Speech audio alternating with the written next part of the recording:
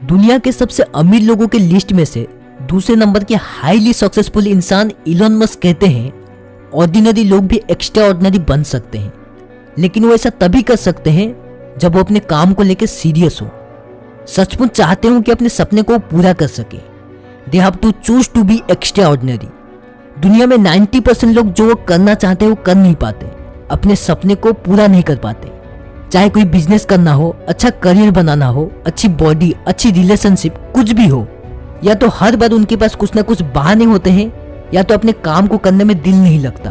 तो अगर आप अपने काम को लेकर सीरियस हो, आपने अपने पैशन को अपना काम बनाया है, अपने सपने को पूरा करने के लिए मेहनत कर रहे हो, तो यही आपको ऑटोमेटिकली एक्स्ट्रा ऑर्डिनरी बना देगी। इलोन मस्क जब स्पेसएक्स के लिए रॉकेट बनाना चाहते थे तब रॉकेट की प्राइस 60 to 70 मिलियन डॉलर थी, जो रॉकेट को सिर्फ एक ही बार यूज किया जा सकता था। इलोन मस्क रॉकेट का प्राइस सुनकर ही हैरान हो गए थे और तब इलोन मस्क ने डिसाइड किया था कि मैं अब खुद का रॉकेट बनाऊंगा। उन्होंने सोचा एक रॉकेट किन किन चीजों से बनती है, उसके पार्ट्स और रॉ मटेरियल्स की इंडिविजुअली प्राइस कितना है। तब उन्हें पता चला कि रॉ मटेरियल्स की कुल कॉस्ट पूरे रॉकेट की प्राइस का सिर्फ 2% है। तो वो प्रॉब्लम की जड़ तक गए और फिर वो अपना खुद का पहला रॉकेट बना पाए और उनका पहला रॉकेट लॉन्च के 37 सेकंड्स के अंदर ही वो ब्लास्ट हो गया, उसके टुकड़े टुकड़े हो गए, प्रोजेक्ट फेल हो गया। लेकिन वो यहाँ हार नहीं माने, 1 साल बाद फिर से एक रॉकेट लॉन्च किया, फिर से ये रॉकेट भी ब्लास्ट हो गया, उसके टुकड़े टुकड़े हो गए। फिर एक बार तीसरा रॉकेट लॉन्च किया और वही हुआ, रॉकेट ब्लास्ट, मिशन फेल। और इस बीच एक इंटरव्यू के दौरान उनसे पूछा गया, आपके 3 रॉकेट ब्लास्ट हो चुके हैं, आपकी कंपनी डूबने वाली है, तो आप रुक क्यों नहीं जाते? तो वो कहते हैं, When you had that third failure in a row, did you think I need to pack this in? Never. Why not? I don't ever give up.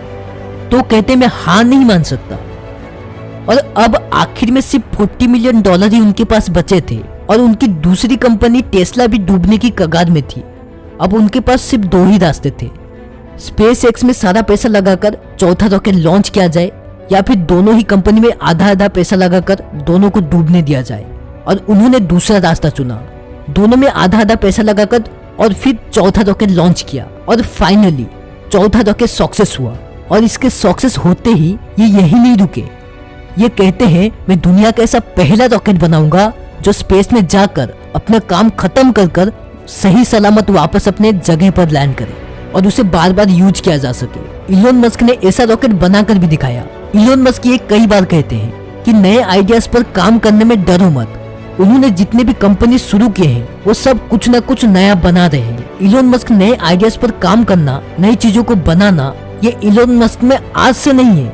ये जब 1999 में X.com उनका दूसरा कंपनी वो बनाए थे तो उस वक्त दुनिया में ऐसी ये पहली कंपनी थी जो ईमेल के जरिए ऑनलाइन मनी ट्रांसफर करती थी। और आज इलोन मस्क ऐसे ही नए काम कई सारे कर रहे हैं। उनमें से ज्यादातर जो फेमस है वो है हाइपरलूप, जिसमें एक वैक्यूम ट्यूब के अंदर एक ट्रेन चलेगी जिसकी स्पीड 760 मील पर आवर से लेकर 1220 मील पर आवर तक होगी। और ऐसे ही इनकी दूसरी कंपनी न्यूरालिंक जो एक सेंसर बना रही है जिसे अपने दिमाग में इम्प्लीमेंट कर कर उस सेंसर से हम डायरेक्टली कम्युनिकेट कर सकते हैं और उस सेंसर हमें डायरेक्टली हमारे ब्रेन को कई सारी इंफॉर्मेशन दे सकती है। इलोन मस्क यहीं पर रुक नहीं जाते, उनके और भी कई सारे कंपनीज हैं जो ऐसे ही नई चीजों को बना रही है। ये सब पॉसिबल नहीं होता अगर इलोन मस्क फेलियर्स को डर जाते। तो नए आइडियाज पर काम करने से डरो मत। इलोन मस्क कहते हैं, I think it is possible for ordinary people to choose to be extraordinary. दोस्तों, आपके सपनों को हकीकत में बदलने के लिए मेरा सपोर्ट है, यू कैन डू इट। और जाने से पहले वीडियो को एक लाइक कर दो और चैनल को सब्सक्राइब करके ही जाओ।